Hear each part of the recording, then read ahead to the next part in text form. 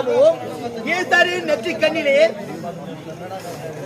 6 தாமரை மலர் மீது தீப்பொறிகளாக அதிலே 6 குழந்தைகளாக தவழ்ந்து விளையாடும் நேரத்திலே கார்த்திகை பெண்கள் சொல்லக்கூடிய கார்த்திகை பெண்கள் 6 குழந்தைகளை எடுத்து வளர்த்தார்கள்.